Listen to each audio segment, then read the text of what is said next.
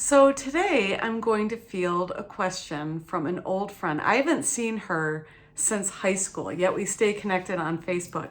And I am so honored that she reached out to me for some advice. So I'm going to read you her question because I bet so many of you can relate to this. And then I'll get to a few tips for her. Hey there, stranger. I was wondering if you might have some suggestions on readings to help with caregiver stress or reigniting self-care from burnout. I know so many of us have been there. Between work, taking care of my dad, and my sister's toxic traits, I feel like I'm barely holding my head above water, struggling with self-care and the sense of my overall health and wellness. I see myself making excuses for why I don't do things for myself: yoga, working out, even drinking enough water. Yet I keep giving to all of my clients I work with and my family. Not sure where it comes from, but I guess my bucket never really fully empties. Okay, I'm going to call you Julie to protect your identity.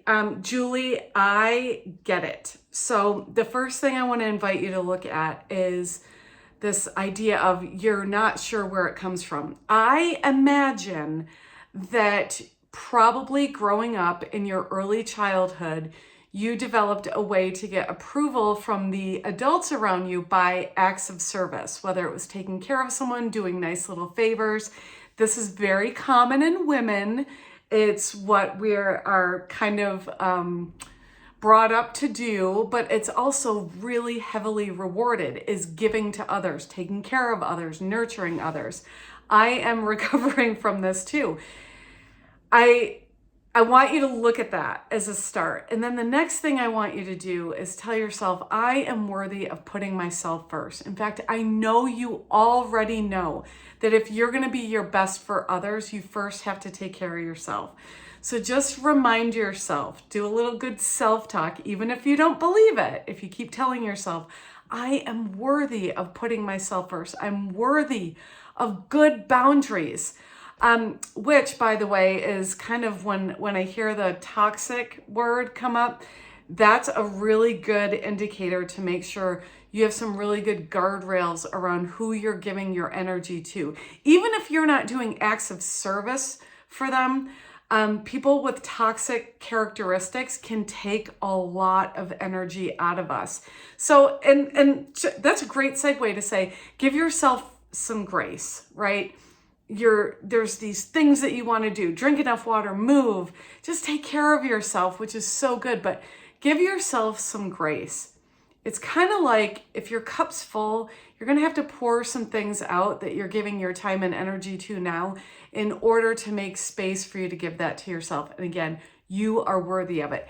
As far as books, I don't have any book recommendations, but what I am going to invite you to do is I am jumping back into Atomic Habits.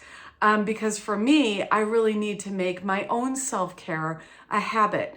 So that you might find some things in there that are going to really give you some space.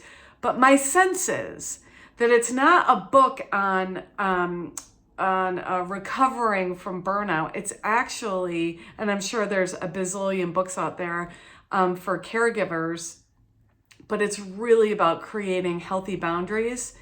And with that, asking for help from others. And sometimes you have to let some things go. I know when I was taking care of my mother during the end of her life, I had to say no to some things, and that was so freaking hard for me. So let me validate the hell out of you that I know it's not easy. I'm sending you a ton of love. I'm sending everyone out there a ton of love. And if any of you watching this have suggestions on books and resources for Julie and Caregivers Burnout, I welcome them in the comments. Thanks so much, and love to you all.